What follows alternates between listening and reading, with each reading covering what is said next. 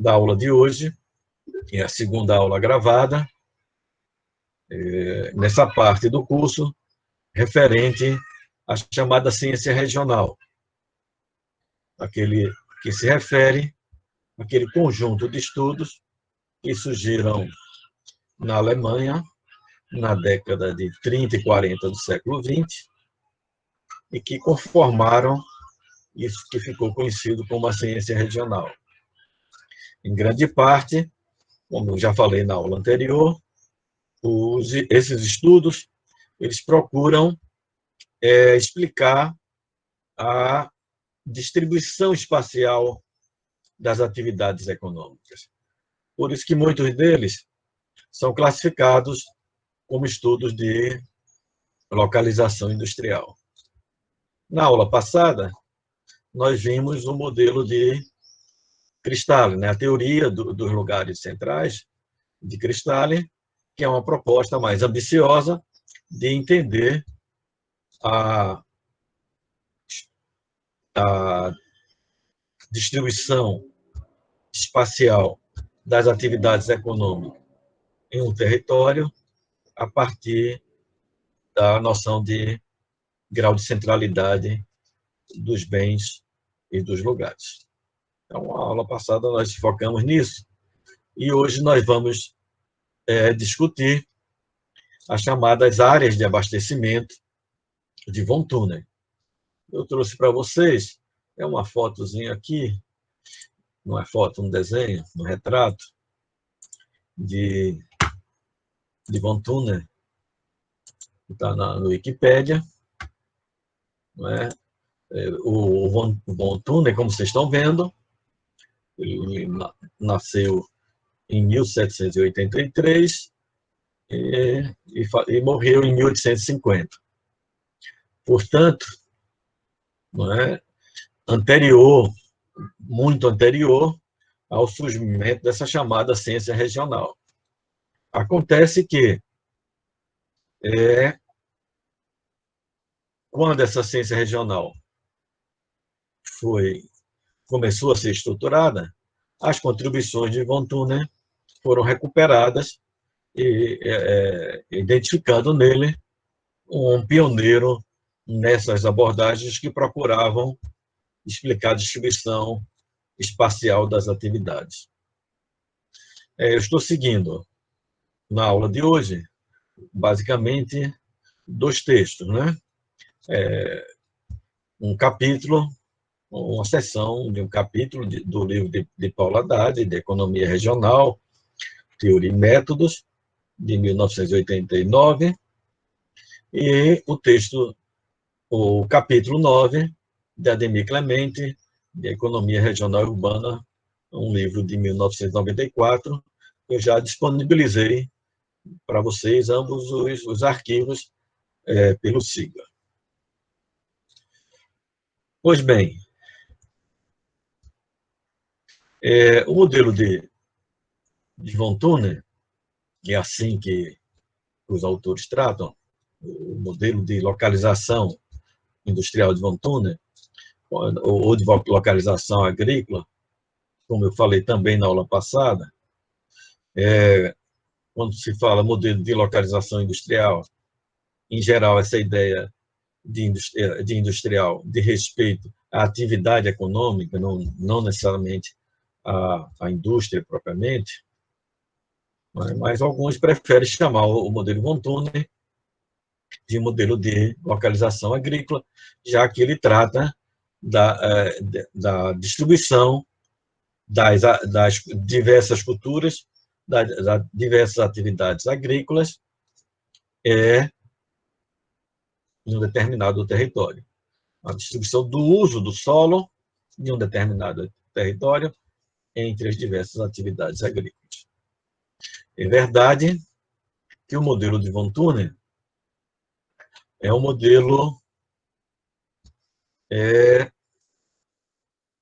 que depois vai ser aproveitado também para explicar a distribuição das atividades industriais, das atividades no meio urbano. Pois bem,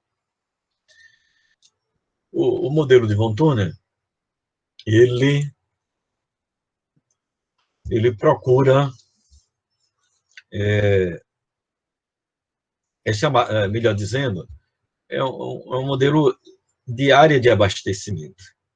Basicamente, o que ele faz é, a partir de um centro de mercado, ou seja, um centro urbano, uma cidade, onde os bens agrícolas são comercializados, como é que as terras no entorno desse centro agrícola, tanto as terras mais próximas como as terras mais distantes, vão ser ocupadas, levando em conta o custo de transportar os produtos agrícolas desde dessa terra agrícola, desse solo ocupado com atividade agrícola, até o centro de mercado, sendo que as terras mais próximas vão ter um custo de transporte muito baixo, de levar os seus produtos até o centro urbano, onde serão vendidos. E as terras mais distantes, evidentemente, terão um custo de transporte muito mais elevado para levar os produtos até esse centro de mercado, onde será comercializado. Novamente, tem algumas hipóteses simplificadoras. Não é? Ele vai considerar que a região é uma região agrícola homogênea, ou seja, que não há diferença de fertilidade de solo entre uma terra e outra, não há uma terra mais fértil e outra menos fértil, isso é uma hipótese simplificadora, e também supõe que é uma região isótropa, no sentido de que a topografia também não se diferencia muito dentro daquela região. Por que isso é importante? Porque, na medida que se considera que a fertilidade do solo é a mesma em todas as terras, a única coisa que vai variar de uma terra para outra é o custo de transporte.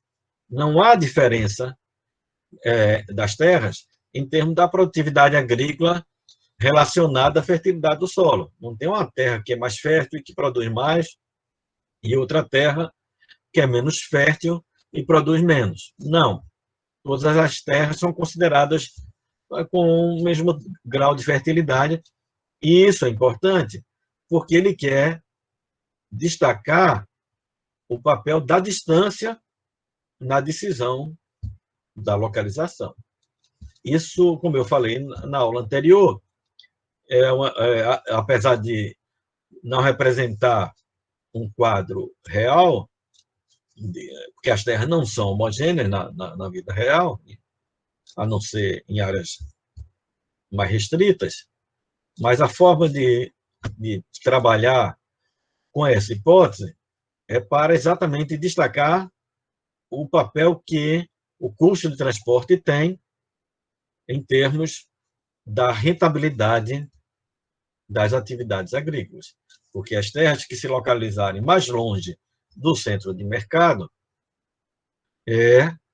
vão enfrentar, o produtor vai enfrentar um custo de transporte mais alto para transportar sua produção até o centro de mercado. Como eu falei para vocês, o objetivo do modelo von Thunen é explicar como as atividades agrícolas são distribuídas entre as várias terras, tendo como referência aquele centro de mercado onde a produção dessas terras será comercializada. Por isso que, nos estudos de economia regional, esse tipo de abordagem é chamada de áreas de abastecimento. Né? Procure entender como que diz respeito exatamente isso, como as atividades produtivas se disseminam em torno de um centro de mercado. Bom, já falei que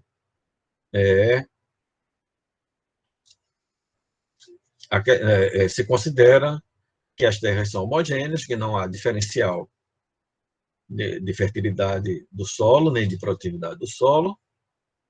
Então, basicamente, o único custo que diferencia de uma terra para outra é o preço da terra. As terras que são mais próximas ao centro de mercado são mais caras. As terras que são mais distantes, cuja produção vai ter que enfrentar um custo de transporte mais alto, tem um preço mais baixo.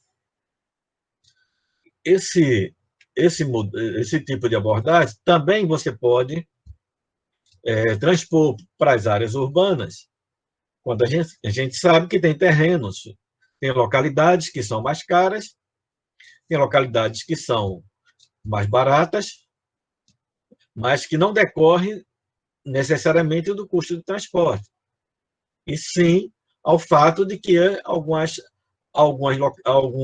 terrenos, algumas localidades são mais caras porque o poder de compra naquele bairro é mais elevado, ou porque o volume de vendas ali tem de ser maior para uma atividade comercial ou de serviço. Portanto, é possível, utilizando esse modelo von Thuner, fazer a interpretação também da distribuição das atividades urbanas, das atividades de comércio, serviço, até atividade industrial, a partir das ideias de von Thuner. A diferença é que a localização influencia não apenas no custo de transporte, mas influencia também na proximidade em termos dos centros de consumo em que tem uma demanda mais alta, um maior poder de compra, etc. e tal, um maior volume de vendas. Mas primeiro vamos ver a formulação original do von Thuner, que diz respeito à ocupação dos solos agrícolas. Bem, pessoal,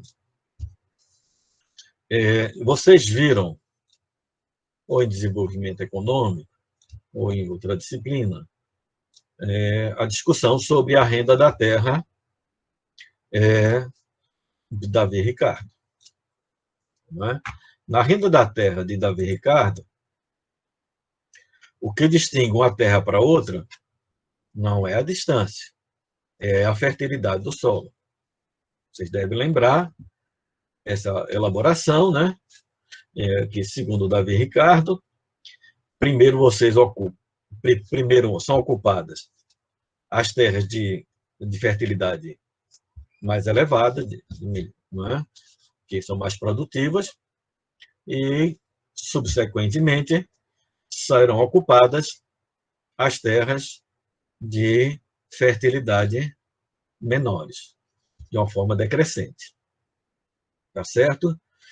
Pois bem, o fato é que, quando você ocupou as terras de melhor fertilidade, de grau mais alto de fertilidade, você é obrigado a ocupar as terras de fertilidade, as terras de segunda qualidade, as terras que o grau de fertilidade está em segundo lugar. E o que acontece? Nessas terras de grau de fertilidade um pouco inferior às terras de maior fertilidade, a produtividade é mais baixa.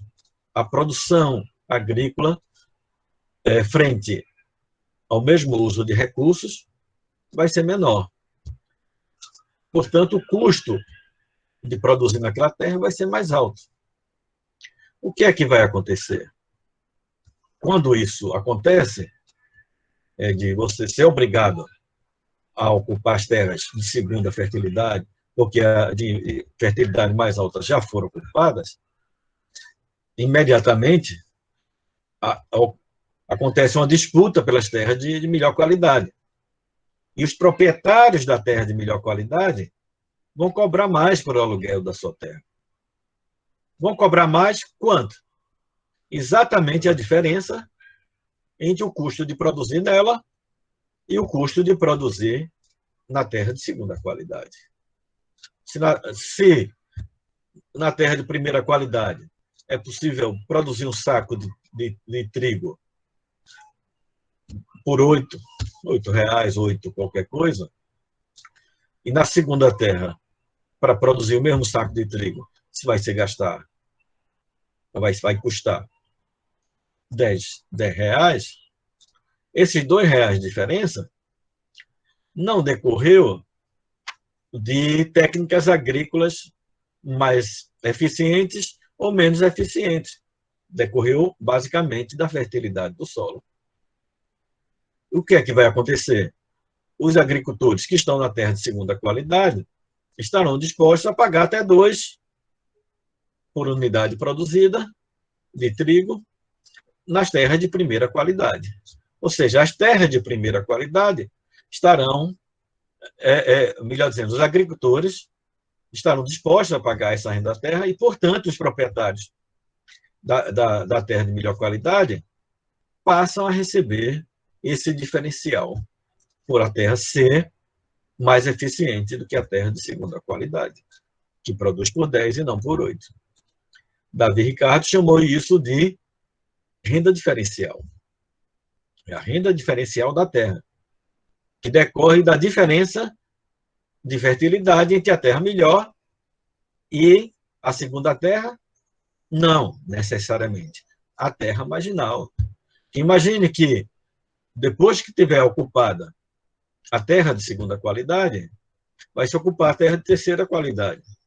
E vamos supor que essa terra de terceira qualidade, o custo de produzir a saca de trigo seja de R$ 15, enquanto a terra de primeira qualidade é 8, da terra de segunda qualidade é 10, a terra de terceira qualidade é 15. A fertilidade é menor. O que é que vai acontecer? Ora, o agricultor que está ocupando a terra de terceira qualidade está disposto a pagar até R$ 5 por unidade produzida para a terra de segunda qualidade e está disposto a pagar até R$ 7 a terra de primeira qualidade. Porque se ele pagar R$ 7 na terra de primeira qualidade, como a terra de primeira qualidade, o custo de produzir a saca é de 8, 7 por 8, 15, é o mesmo custo que ele vai ter em produzir na terra de terceira qualidade, mesmo sem pagar o aluguel, sem pagar a renda da terra. Então, você deve sempre comparar a rentabilidade da terra que você está produzindo com a terra de pior qualidade, a chamada terra marginal. E o que acontece que preocupava Davi Ricardo? Que quando se ocupava apenas as terras de primeira qualidade, a saca de trigo custava 8, incluindo o lucro normal.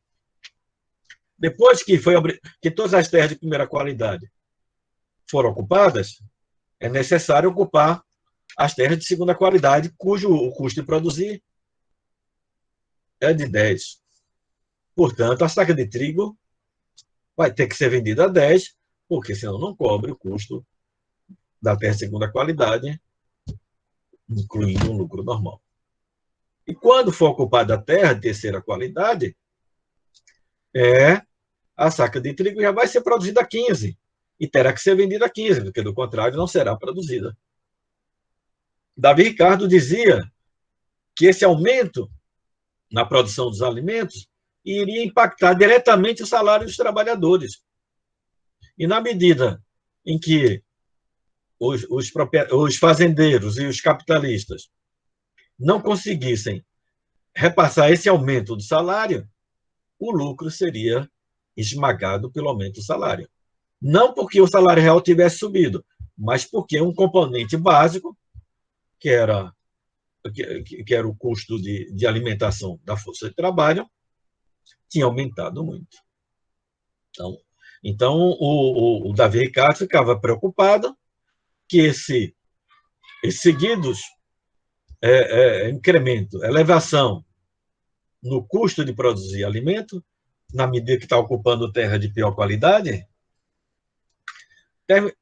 iria gerar tal aumento no preço dos alimentos e nos salários, por consequência, que iria esmagar o lucro e que iria simplesmente paralisar a acumulação de capital. Que ia chegar um momento que os lucros seriam esmagados, seriam mínimos, e os capitalistas nem teriam recursos excedentes para ampliar a produção, e a economia entraria em estagnação. Está claro isso, pessoal? Está claro. Pois bem, essa é a abordagem de Davi Ricardo para a renda da terra agrícola decorrente dos diferenciais de fertilidade, de produtividade do solo. Pois bem, fazendo um paralelo com esse modelo de von Thunen, a gente viu que uma das hipóteses é que a Terra é homogênea. Portanto, não há diferenciais de fertilidade de solo. Entretanto, as terras mais próximas são mais caras, o aluguel delas é mais elevado do que as terras mais distantes. Por quê? Porque quem está na terra mais distante, mesmo que produza os mesmos R$ 8 a saca de milho, a saca de trigo, vai ter que adicionar ao custo do trigo mais R$ 5 ou R$ 7 para transportar a produção até o centro de mercado. Na medida que as terras mais distantes vão sendo ocupadas, aquelas terras mais próximas, o aluguel por elas, a disputa por elas vai ser mais alta, porque os agricultores estarão dispostos a pagar de renda da terra as terras mais próximas o equivalente que ele pagaria de custo de transporte por estarem mais distantes.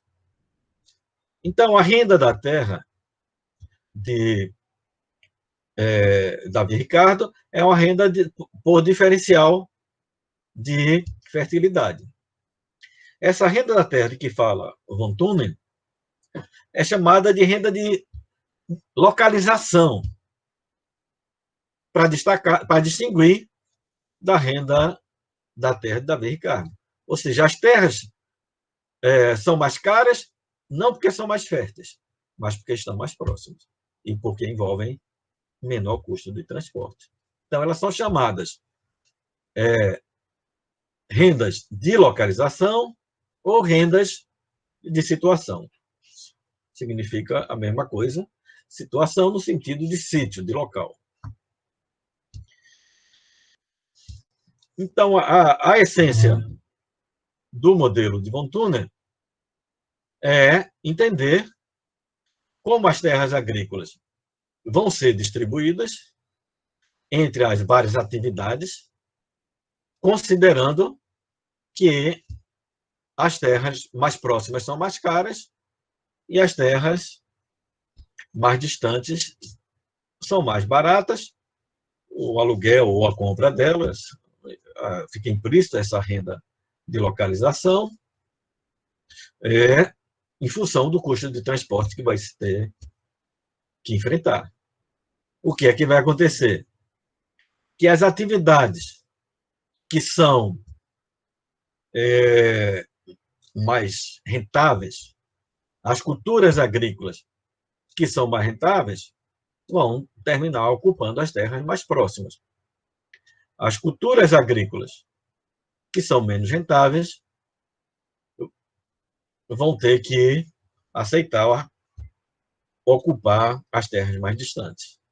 Vai ter alguns detalhes que eu vou explicar durante a aula, mas isso é a essência da distribuição do solo no modelo von Thunen.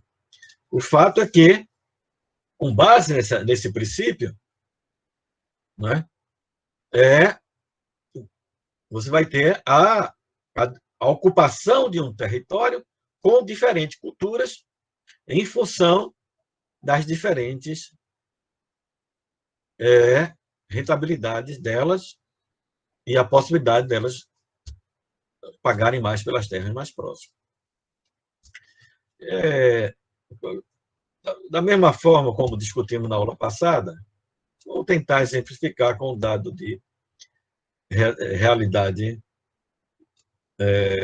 da nossa história. Pois bem, claro que a gente vai ter que flexibilizar alguns dos pressupostos simplificadores. Vocês perceberam, né, já estudaram isso, melhor dizendo, né, que no processo de ocupação do Nordeste, no primeiro momento, ali o pau-brasil, né, que é uma extração, mas quando começa a exploração agrícola propriamente, o cultivo agrícola, vai ser basicamente com a cana-de-açúcar. E a cana-de-açúcar ocupa as terras mais úmidas e do litoral nordestino. Enquanto as atividades auxiliares, a pecuária vai ser obrigada a ocupar as terras mais distantes do semiárido e até do sertão. Aliás, o sertão faz parte do semiárido, do agreste e até do sertão. Não é isso? Então, havia uma certa disputa pelas terras do litoral, que tinham uma fertilidade melhor e uma maior proximidade dos portos, em relação às terras interioranas. E a cana-de-açúcar, por ser mais rentável, ocupa as terras melhores. É esse o paralelo que eu queria traçar. É claro que aí há uma diferença de fertilidade no solo. As terras do litoral eram muito mais férteis. Mas, se você for pensar, a pecuária e a produção de gêneros alimentícios também disputavam as terras do litoral, as mais férteis. Mas, como tinham rentabilidade menor, não conseguiam disputar com a cana-de-açúcar pelas melhores terras. Isso é só para ilustrar a nossa discussão aqui. Bom, professor, só uma pergunta. Você tem conhecimento assim, das contribuições da Embrapa, no caso, para tornar o semiárido fértil? As pesquisas da Embrapa? Valderlan, o assunto está correlacionado aqui, o que a gente está discutindo. Estudos para adaptar culturas, principalmente como a soja, para áreas com menor pluviosidade, né? com menor precipitação de chuva. Essas novas sementes não só se adaptavam a uma situação de menos água, como tinha um ciclo mais curto também, portanto, poderia enfrentar períodos de estiagem com maior possibilidade de germinar e de produzir. E isso foi decisivo para que os cerrados, que eram uma região praticamente sem ocupação, passassem a ser ocupadas com diversas produções de grãos e que se tivesse tornado uma das áreas mais pujantes da agricultura do Brasil. Né? E a gente tem conhecimento que, mais recentemente, a Embrapa também tem feito pesquisa para trazer a soja em áreas que hoje são cultivadas por milho, por mandioca, etc. Segundo os estudos que eu vi, não para substituir o milho ou outras culturas, mas sim para assegurar uma rotatividade das culturas que até beneficiaria o solo dessas áreas. Mas, embora essa discussão de fertilidade seja importante, é importante entender e focalizar no aspecto destacado de Von Thunen, que a diferença entre as terras não se dá pela fertilidade do solo, A diferença entre as terras se dá pela localização, pela distância em relação ao centro do mercado. É importante ter isso em vista para entender como é que ele apresenta o modelo dele de distribuição do uso solo agrícola. Ele parte da suposição de que as terras são homogêneas. É claro que, como eu falei para vocês, quando esse estudo é adaptado para áreas urbanas, você tem que flexibilizar essa condição de que as terras são homogêneas, porque o diferencial não decorre necessariamente do custo de transporte, decorre de proximidade com outras áreas de renda elevada, etc. e tal. Você tem que inserir algumas modificações no modelo. Mas vamos adiante.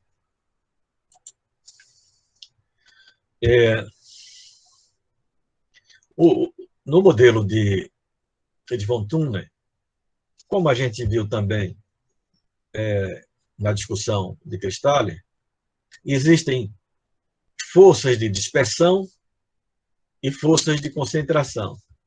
Nesse caso, podemos chamar também de forças centrípetas, que são aquelas forças, aqueles fatores que levam a atividade a se localizarem próximo ao centro de mercado.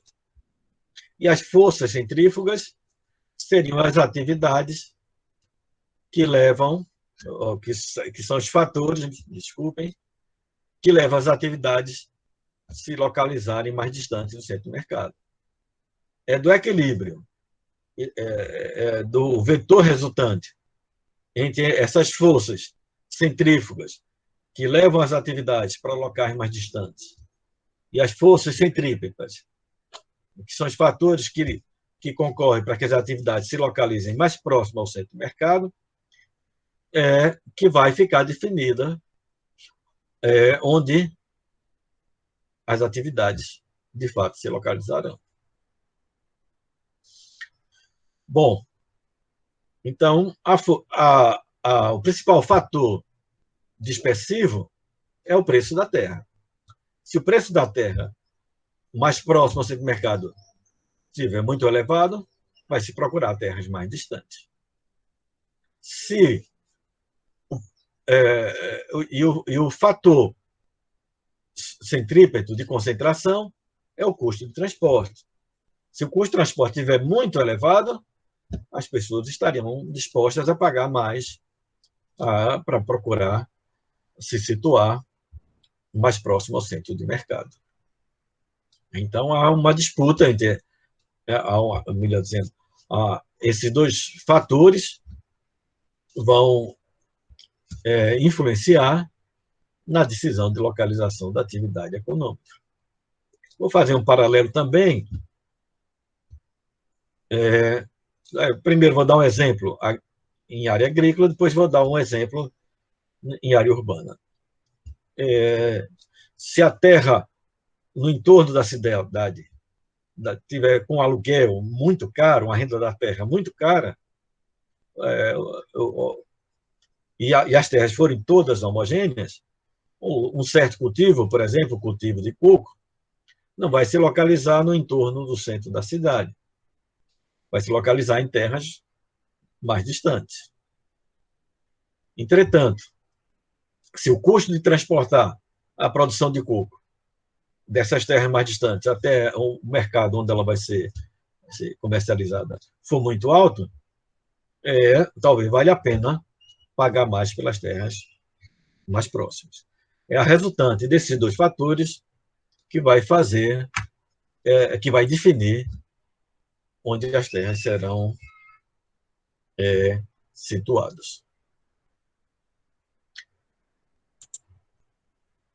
Pessoal, está tranquilo até agora? Eu falei que ia dar um exemplo. Está sim, professor. Está tranquilo. Obrigado. Eu falei que ia dar um exemplo de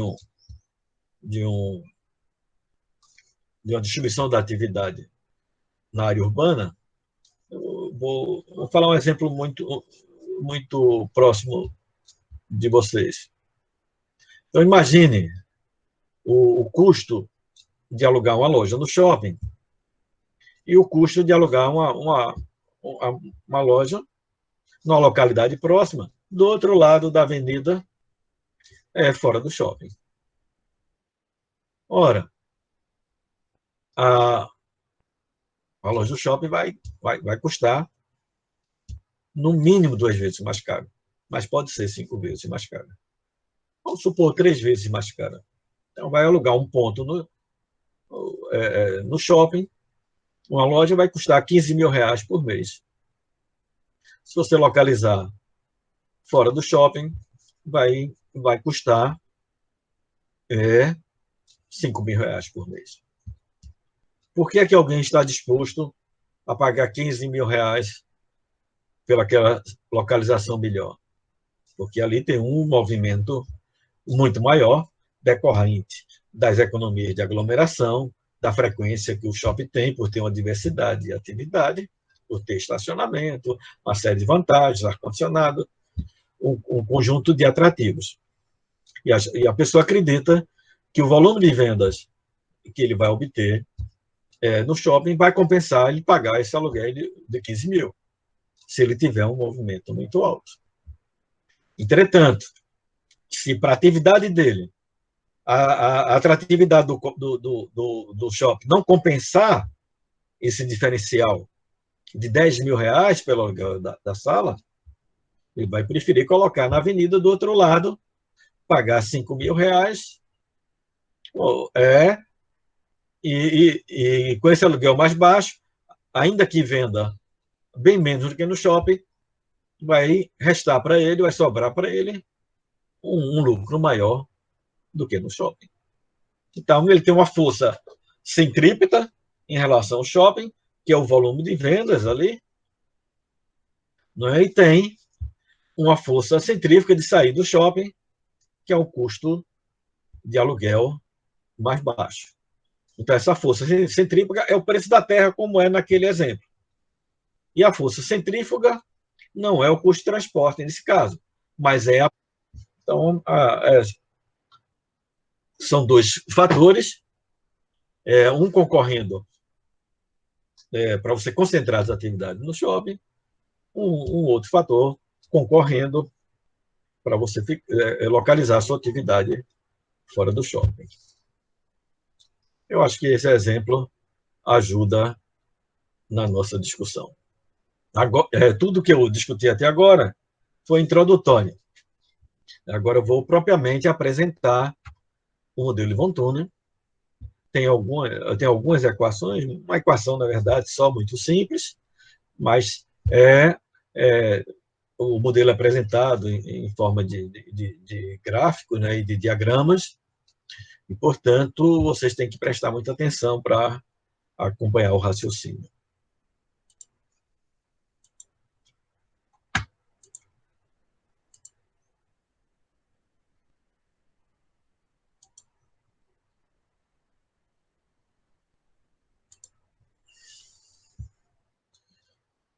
Então, a cada momento, o agricultor, que, em geral, não é o proprietário da terra, é a pessoa que vai ficar à frente da atividade agrícola, ele vai ter que considerar qual a melhor localização para ele desenvolver a sua atividade. A cultura da laranja, a cultura do coco, do abacaxi, seja qual for a atividade agrícola. Ele vai levar em consideração algumas variáveis. Primeiro, o preço que ele vai vender o bem na cidade, no centro de mercado. Como está aqui no slide, é P. P é o preço do bem no centro de mercado. É quanto ele vai vender a saca de milho no centro de mercado. C é o custo de produção do bem. Lá na propriedade agrícola, quanto vai custar para produzir essa saca de milho? Como as terras são homogêneas, o custo de produzir a saca de milho é o mesmo em todas as terras.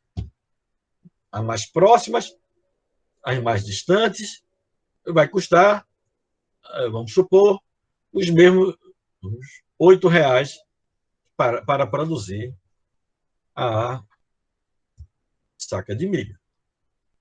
Acontece que milho lá em Nossa Senhora da Glória vai pagar mais R$ 5 por saca de milho transportada até Aracaju. Quem estiver em Areia Branca,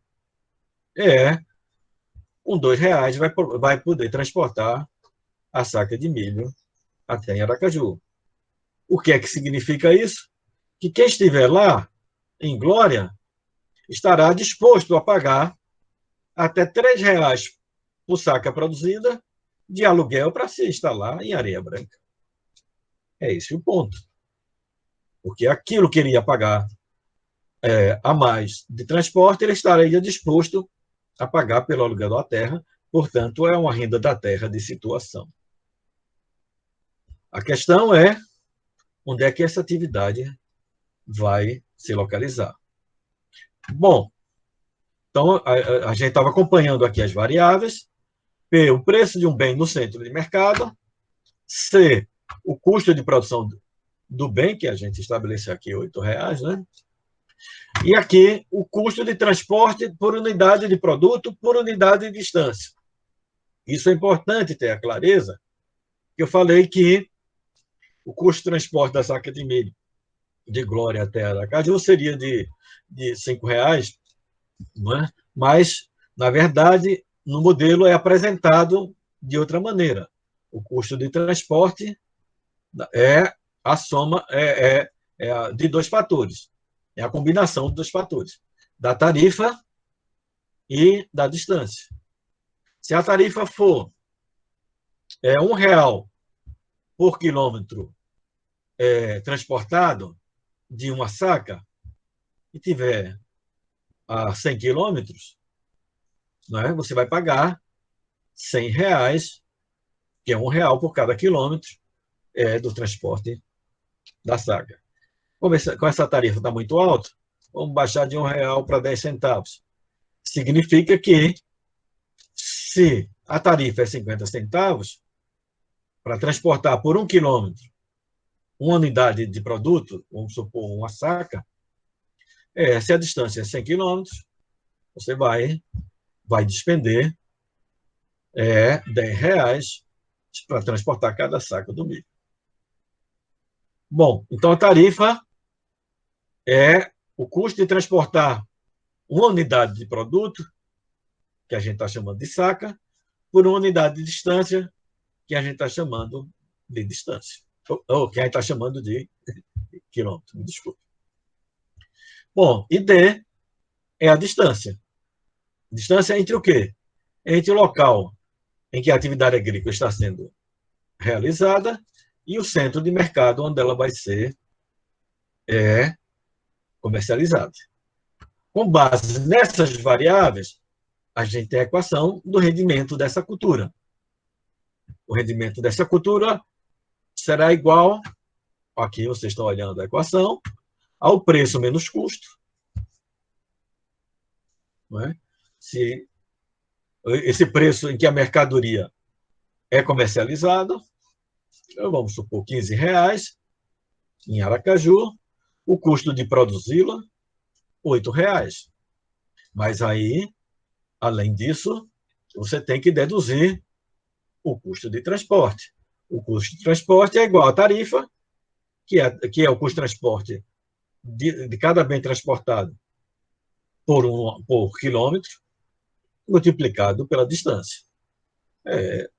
Se o exemplo for 10 centavos, e são 100 quilômetros, são 100 quilômetros, o que é que vai acontecer? Você vai pagar R$ 10 de custo de transporte, com mais R$ 8 de custo de produção. Para vender o produto por 15, você não vai produzir essa distância, porque você vai ter um rendimento negativo. Entretanto, se a tarifa fosse não 10 centavos, fosse 5 centavos, uma produção a 100 quilômetros vai pagar de custo de transporte, não é? 0,05 vezes 100, vai pagar R$ 5 100 quilômetros no caso, vai pagar R$5 de custo de transporte, com C, o custo de produzir 8 vai ficar 13, o preço de venda é 15, ainda tem um lucro de R$2 por saca de milho. A questão é que esse agricultor que está a 100 quilômetros e que paga R$5 por saca de milho transportado, estaria disposto a pagar até R$5 por uma terra próxima a Aracaju, onde ele não precisaria pagar custo de transporte de longa distância. Essa é a ideia do modelo de Von Thunen. Então, acompanhando aqui no slide, vocês têm que estar olhando para isso, né? É P menos C, a diferença entre o preço do produto vendido no mercado e o custo de produção. E T vezes D é o custo de transporte entre o local da produção e o centro de mercado. Bom, então, isso significa que o rendimento líquido de uma cultura é obtido deduzindo do preço de mercado o custo de produção daquele bem agrícola e deduzindo também o custo de transporte. Bom, vamos ver aqui o primeiro gráfico que mostra o que é que vai acontecer, a relação entre a distância e o rendimento de uma determinada cultura. Na medida, sem considerar ainda a renda da terra, a cada quilômetro que a atividade agrícola vai se distanciando do centro de mercado, o custo de transporte vai aumentar. E a diferença entre o P e o C, entre o preço de produzir, no nosso exemplo 15, e o custo a diferença entre o preço que vai ser vendido, o preço de mercado P, e o custo de produzir C, no nosso exemplo 15 menos 8, mais 7 de rendimento líquido, quando não tem custo de transporte, ele vai sendo reduzido na medida que você vai se afastando do centro de mercado e o custo de transporte vai aumentando. Então, se você se distancia um pouco, vai pagar 2 de custo de transporte, o rendimento líquido que era 7 se transforma em 5. Se você se afastar mais, cai para 3, cai para 1, cai para 0, até uma distância que toda a diferença entre o preço que é vendido e o custo de produzir é absorvido pelo custo de transporte. E o rendimento da atividade passa a ser 0. Não é? Isso significa que a partir de distâncias superiores àquela, a atividade agrícola não vai ser desenvolvida. É isso que mostra esse gráfico. Aqui tem o 0, que é o centro de mercado. Aqui o rendimento da cultura está no máximo. Na medida que a distância vai aumentando, o rendimento líquido vai reduzindo até o ponto em que o rendimento líquido chega a 0. Essa é a distância máxima entre 0 e esse ponto aqui, em que a atividade pode ser desenvolvida. Atividades ou distâncias superiores a isso aqui, o rendimento líquido será negativo e a atividade não será desenvolvida.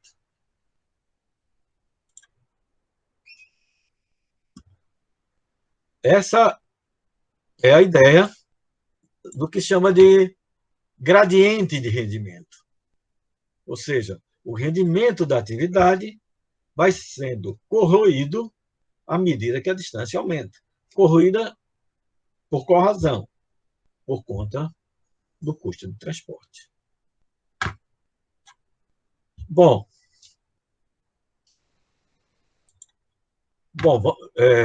tá tranquilo até agora, pessoal? Tranquilo. Tem que acompanhar o modelo, senão fica sem entender, né? Vou seguir agora mais avançando no modelo.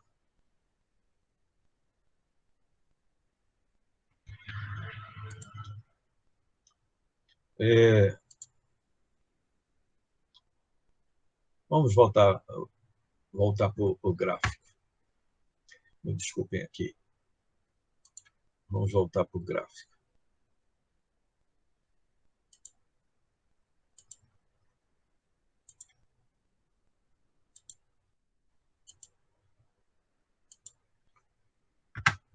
O que acontece?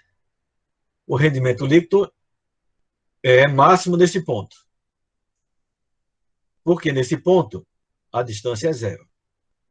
Portanto, não se paga nada de custo de transporte. Aqui nesse ponto, o rendimento agrícola seriam daquelas terras ao lado do centro de mercado, em que o rendimento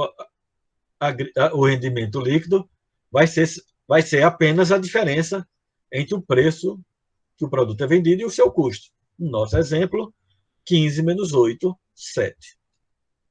Então, o rendimento líquido é máximo quando não tiver custo de transporte. E aqui, nesse ponto, quando a curva de rendimento líquido, quando o gradiente do rendimento líquido atinge zero, é a distância máxima que a cultura pode ser desenvolvida.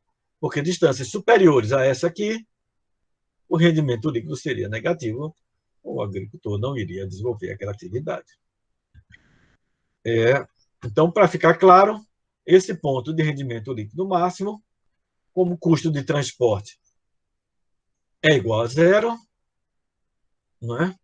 Como custo de transporte é igual a zero, nesse ponto, o rendimento líquido vai ser, olhando aqui a equação, T, que é a tarifa, vezes a distância é zero, essa parte da equação é zero, portanto, o rendimento líquido junto ao centro de mercado é igual apenas a P menos C.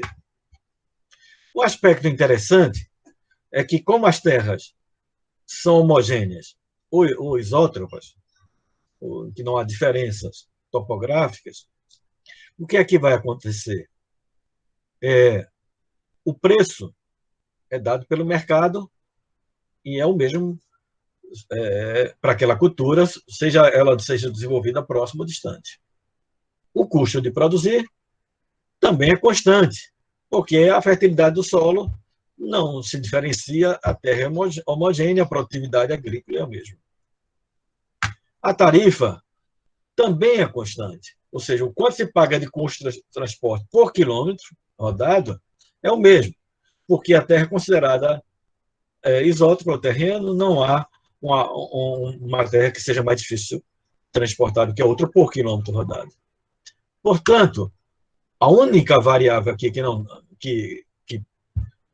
o único elemento aqui que não é constante é o D, a distância. Ou seja, o rendimento líquido vai depender apenas do aumento ou da diminuição da distância. Por isso que a gente pode escrever a curva de rendimento dessa forma: R de rendimento é função da distância. O rendimento é máximo quando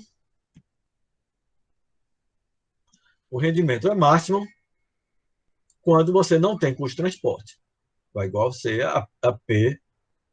ser igual a P menos C. A inclinação daquela curva que eu mostrei para vocês é dada pela tarifa. Porque se a tarifa for mais alta, o rendimento líquido, o gradiente do rendimento líquido, vai caindo mais rápido. Porque por quilômetro rodado, você vai estar incorporando mais custo de transporte que vai corroendo o rendimento líquido. Então, a inclinação da curva será maior se a tarifa for mais alta, será menor se a tarifa for mais baixa. Por isso que a inclinação é dada pelo inverso da tarifa, menos T. Finalmente, aquele ponto de distância máxima, onde a curva de rendimento, o gradiente, se quiser, de rendimento, chega a zero, é dado pelo seguinte ponto: P menos C dividido por T. É quando você distribui, ou é quando você divide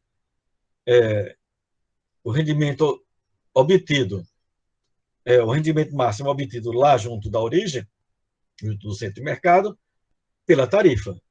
Se a tarifa, se o rendimento líquido, no nosso exemplo, era 15 menos 8, é 7, a tarifa for 50 centavos, a distância máxima que essa atividade vai poder ser desenvolvida é aquele ponto onde o rendimento líquido é igual a zero. Ora, se a tarifa é 50 centavos, a cada quilômetro que você anda, você subtrai 50 centavos do rendimento líquido. E depois de você andar, percorrer, se afastar 14 quilômetros, você terá gasto de custo de transporte os R$7, que são exatamente a diferença entre o preço e o custo. Então, quando você divide o rendimento líquido máximo, ou o rendimento líquido junto ao centro de mercado, pela tarifa, você vai obter a distância máxima que a atividade é desenvolvida. Então, é isso que a gente vai ver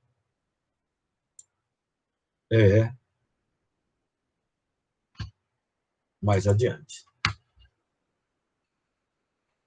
Aqui, nesse gráfico, eu apresentei a curva de rendimento líquido de uma atividade econômica específica, o gradiente de rendimento, como eles falam. Mais alto, junto ao centro de mercado, e declinando ao longo desse gradiente, na medida que você se afasta do centro de mercado. Mas, nesse caso, você tem apenas uma atividade agrícola. Vamos supor o milho que a gente tem dito aqui. Mas há uma outra discussão, é que as várias atividades agrícolas estão disputando as terras. E cada atividade agrícola tem diferentes curvas de rendimento, diferentes gradientes de rendimento. Então, vejam esse gráfico aqui, que a gente vai começar a se aproximar da discussão da distribuição do uso de solo. Nós estamos vendo aqui 3 curvas de rendimento agrícola, A, B e C. Cada uma dessas curvas corresponde a uma cultura. Vamos supor que A seja milho, B seja banana, C seja carambola, que seja. Tá certo? São 3 atividades agrícolas e cada uma tem uma curva de rendimento diferente da outra. Tá certo? As terras são homogêneas, isso implica que a mesma cultura tem a mesma produtividade e o mesmo custo de produzir em qualquer terra. Mas de uma cultura para outra, aí são realidades diferentes. E são curvas de rendimento diferentes. Então, aqui nesse exemplo, quando você está mais próximo do centro de mercado, a cultura A, que nós dissemos que era o milho, tem um rendimento agrícola mais alto. Entretanto, quando você vai aumentando a distância, a curva de rendimento, o gradiente de rendimento do milho declina muito rapidamente. Por quê? Porque a tarifa de transporte do milho está muito acentuada. É maior do que da cultura de banana e da cultura de carambola. O que é que vai acontecer? O rendimento líquido do milho vai declinando à medida que a distância vai aumentando. O rendimento líquido da banana vai... Falei errado, né? O rendimento líquido do milho vai declinando à medida que a distância aumenta. Eu tinha falado certo. O rendimento líquido da banana também vai declinando à medida que a distância aumenta. E o rendimento líquido da carambola também vai declinando à medida que a distância aumenta. O rendimento líquido é máximo sempre que você estiver junto ao centro de mercado, que ali você não paga custo de transporte. Porque aqui, como eu falei para vocês, a inclinação dessa curva é dada pelo inverso da tarifa. Aquelas culturas em que a tarifa é mais alta, a curva tem uma inclinação mais acentuada. Aquelas atividades que a tarifa é mais baixa, a inclinação é mais suave. Qual seria o motivo da tarifa ser mais cara de uma cultura para outra? São fatores como alguns produtos têm que ser transportados em caminhões frigoríficos, ou têm que ser transportados em embalagens. Não, a embalagem seria um custo terminal, né? Mas o fato é que algumas atividades, algumas culturas, envolvem custo de transporte, tarifa de transporte mais alta do que outras culturas. Então, tem diferentes inclinações da curva de rendimento. E o que é que vai acontecer? O que é que significa? Que, nesse ponto aqui, junto ao centro de mercado, a cultura do milho é que tem o maior rendimento líquido. E, certamente, ela vai poder pagar mais para usar essas terras próximo ao centro de mercado do que a cultura da banana ou a cultura da carambola.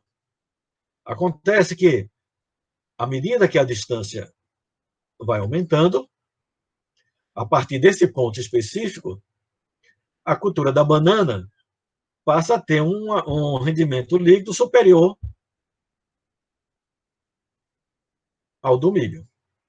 E o que é que isso significa? Que, a partir dessa distância, a cultura da banana passa a ter um rendimento mais alto do que a cultura do milho. E, portanto, essas terras serão ocupadas pela banana e não pelo milho. Na medida que a distância vai aumentando, o rendimento líquido de todas as culturas vão caindo, os rendimentos líquidos. O que é que acontece a partir desse ponto é a cultura da carambola que tem um rendimento líquido mais elevado, superior ao da banana e superior ao do milho. O que é que significa? Que a partir dessa distância, até essa distância máxima que a carambola é desenvolvida, a atividade que vai ocupar o solo, que vai poder pagar a renda agrícola, mais do que as outras atividades, é a carambola. Portanto, fica estabelecido que essas terras mais próximas vão ser ocupadas pela cultura do milho, essas terras intermediárias pela cultura da banana e essas terras mais distantes pela cultura da carambola. Só que isso aqui é um raio da distância, né? Você tem que pegar esse eixo horizontal e girar, né? De forma que o rendimento líquido ele vai diminuindo, seja qual for a direção, seja para o lado de cá, seja para esse lado, seja para esse lado, não é? Não importa se é norte, sul, leste ou oeste, na medida que você vai se afastando do centro de mercado de Aracaju, seja para Apropriar, seja para a Estância, seja para Itabaiana, seja qual for a direção, na medida que a distância vai aumentando, o rendimento líquido vai caindo. De forma tal que, até essa distância aqui, esse raio, é possível traçar um círculo em que seria definida a área que a cultura do milho seria desenvolvida. E aqui um outro círculo em que a atividade da banana seria desenvolvida. E aqui, nesse círculo mais externo, externo a atividade da carambola.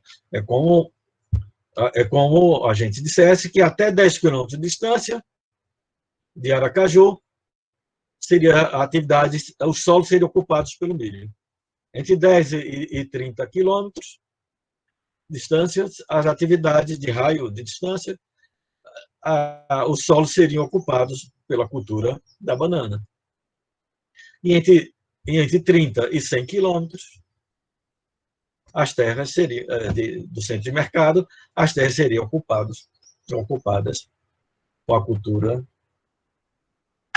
a cultura da carambola. É isso aqui que mostra esse gráfico. Tá certo? Aí aqui você tem o centro de mercado, nosso exemplo Aracaju, né? Essa primeira circunferência seria a cultura A, no nosso exemplo milho. Essa área definida pela segunda circunferência e a primeira circunferência, essa área intermediária, seria ocupada pela cultura da banana, e essa área mais externa seria ocupada pela cultura da carambola. E terras mais distantes ainda não seriam ocupadas por nenhuma dessas atividades. É possível que outra atividade pudesse ocupá-las, mas essas culturas com certeza não iriam ocupar essas terras, porque distâncias adicionais, todas elas teriam rendimento líquido negativo. A partir desse ponto aqui, a cultura de milho já teria um rendimento líquido negativo. A partir desse ponto, a cultura da banana já teria um rendimento líquido negativo. A partir desse ponto, a cultura da carambola teria um rendimento líquido negativo. Pois bem, então, cada um desses círculos aqui são chamados de anéis de von Thunner. Esses anéis são obtidos através da utilização desse raio da distância em relação ao centro de mercado. Quando você gira esse raio, você delimita os anéis de von Thunner, que estabelecem as áreas que são ocupadas pelas culturas, as áreas máximas que são ocupadas pelas culturas. Esse outro gráfico aqui é uma outra forma de mostrar o mesmo caso, né? Aqui em cima tem aquele mesmo gráfico, ele desceu um pouco mais para fazer isso em termos de anéis de von Thunner. Aqui está a cidade, que é o centro de mercado.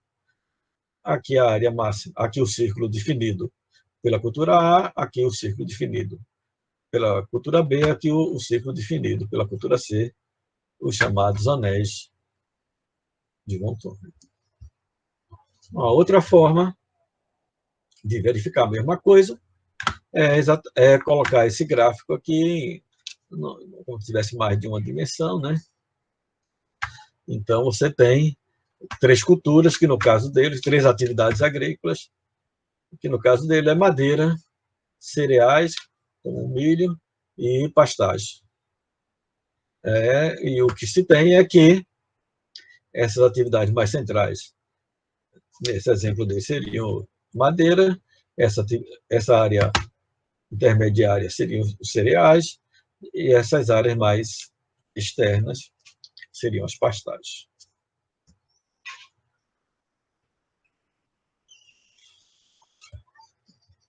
Bom, pessoal,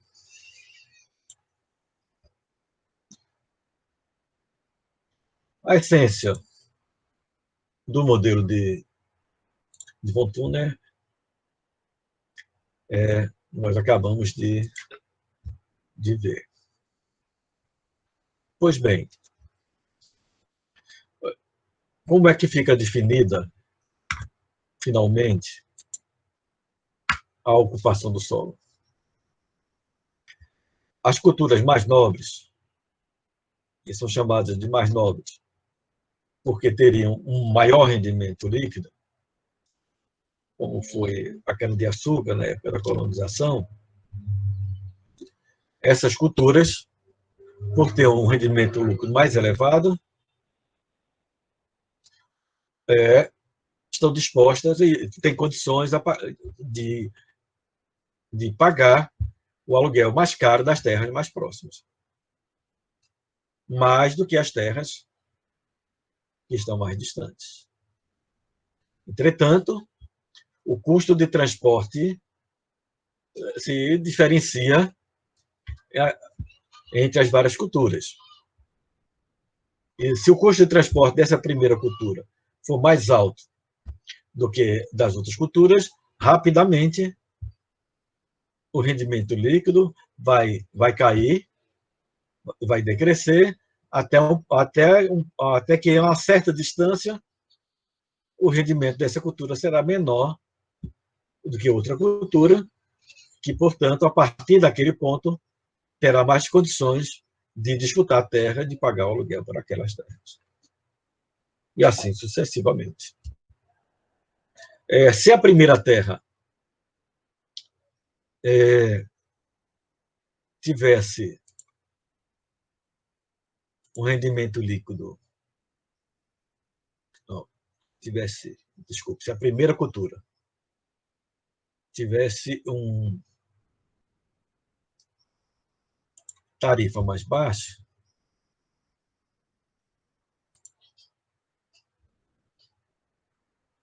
ela poderia ocupar todas as terras agrícolas. Poderia ter uma situação que a curva de rendimento líquida dela estivesse acima das outras culturas em toda a extensão de terra, e que, portanto, só fosse desenvolvida aquela cultura. Então, vamos pensar uma situação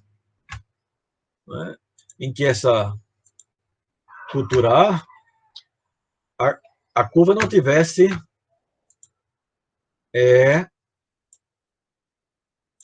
a curva A não tivesse essa inclinação, tivesse inclinação mais suave, como essa que eu acabei de desenhar. E o que acontece? O rendimento líquido de A seria maior do que B e C durante toda a extensão de terra. Então, a circunferência só haveria um anel de Von Thunel, porque toda a atividade agrícola estaria sendo ocupada pelo milho, pela primeira cultura. Não é? Pode acontecer também o outro caso, que uma determinada cultura tivesse rendimento agrícola abaixo das outras culturas, vamos supor que uma cultura D, em toda extensão de terra. Então, simplesmente, os agricultores acham que não vale a pena desenvolver aquela cultura. E aquela atividade não ocuparia nenhuma terra. Só para exemplificar melhor o que nós estamos discutindo. E seria assim, com base nesses dois fatores apenas, do rendimento da cultura, de culturas mais nobres e menos nobres, que tem uma diferença em relação ao custo maior ou menor, e as diferentes tarifas, que faz com que o rendimento da cultura caia mais rápido do que, em alguns casos, do que em outros, e que ficariam distribuídas as atividades agrícolas e, portanto, a distribuição do uso do solo agrícola. Bom, pessoal, aí vocês podem perguntar, é realista essa percepção, esse modelo de Von Thunel? Eu diria que ele é muito simplificado, mas ele levanta os elementos centrais para você pensar a distribuição do uso do solo agrícola e, e até a distribuição das áreas urbanas. O que provavelmente você vai ter que fazer é relaxar algumas hipóteses simplificadoras e, eventualmente, inserir outras variáveis. Como eu falei, você pode considerar não apenas, você pode considerar que as terras não são homogêneas, que têm diferentes fertilidades. E, aliás, que as fertilidades, inclusive, mudam de acordo com a cultura. Uma terra arenosa é uma fertilidade favorável para um plantio de coqueiros, mas não é para a produção de milho. Não é isso? Algumas áreas de menor umidade são boas para a produção de graviolas e de outras culturas que são muito sujeitas a fungos. Não é verdade? Então, não é só a questão da distância. Tem a questão dos diferenciais de produtividade de solo e de adaptação de algumas terras para determinadas culturas. Então, você tem que colocar esses elementos também. Mas o custo de transporte seria, sem dúvida, um dos elementos considerados, e é esse que Von Thuner quer destacar.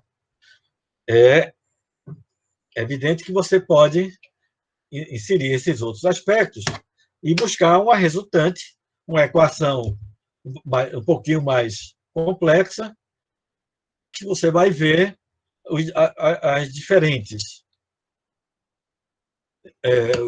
rendimentos das terras de acordo com cada cultura. E aí fica estabelecido o que cada terra,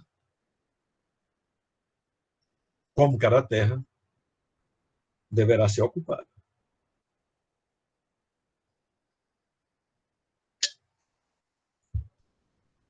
Como eu falei, claro que tem uma questão de fertilidade do solo.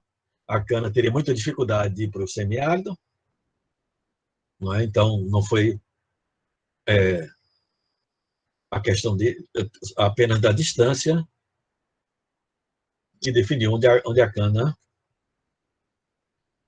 deveria se localizar.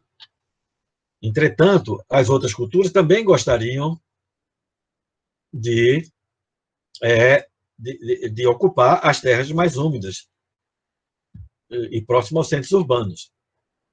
Entretanto, elas não tinham rendimento suficiente para disputar as melhores terras e pagar a renda da terra, das melhores terras, com a cana-de-açúcar. E por isso que tiveram que ficar mais distantes e incorrer com custo de transporte mais altos.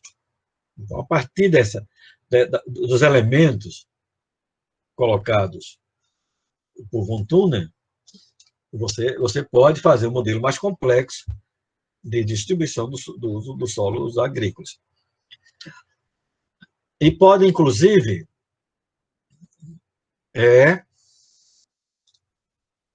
utilizar essas outras variáveis para discutir também a distribuição das atividades em áreas urbanas. Bom, pessoal, já estamos passando de 1h30 de aula. Eu tinha aqui um exercício para passar para vocês, mas eu estou achando que eu vou colocar isso como uma atividade. Eu não gosto de sobrecarregar muito vocês, porque eu sei que tem um limite que as pessoas conseguem absorver de informação. Mas eu vou passar por vocês, pelo Google e pelo Siga, um exercício aqui, pensando 3 culturas, A, B e C, né, cada uma com sua estrutura de preço, de custo de produção e tarifa diferentes. E eu peço para calcular qual é o rendimento máximo de cada cultura, a distância máxima de cada cultura e como as áreas serão distribuídas pelas diversas culturas. Eu vou explorar um pouco também na próxima aula, porque ainda tem alguns elementos que impedem que vocês consigam resolver satisfatoriamente o exercício. De qualquer forma, vou colocar, e quem conseguir desenvolver até a próxima terça-feira, já envia para mim. Quem não conseguir, envia mais tarde, depois que a gente discutir. Essas aqui são as variáveis. Aqui eu já calculei o rendimento de cada cultura junto ao centro de mercado, já calculei a distância máxima, é dado por essas equações que vocês estão vendo aí. Eu desenhei as curvas, né? A distância máxima de cada cultura está aqui, 14, 25 e 30, não é? Aqui, o rendimento máximo da cultura A, B e C estão aqui, não é? E fiz isso aqui um pouquinho mais detalhado, não é?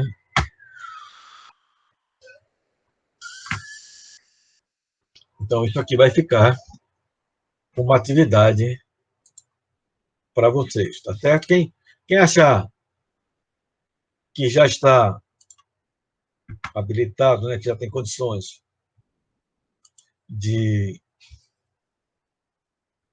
responder essas questões, que eu vou colocar para vocês de hoje para amanhã, já vai fazendo. Quem achar que ainda precisa de algumas explicações adicionais, a gente faz na próxima terça-feira. Bem, pessoal, nós estamos encerrando a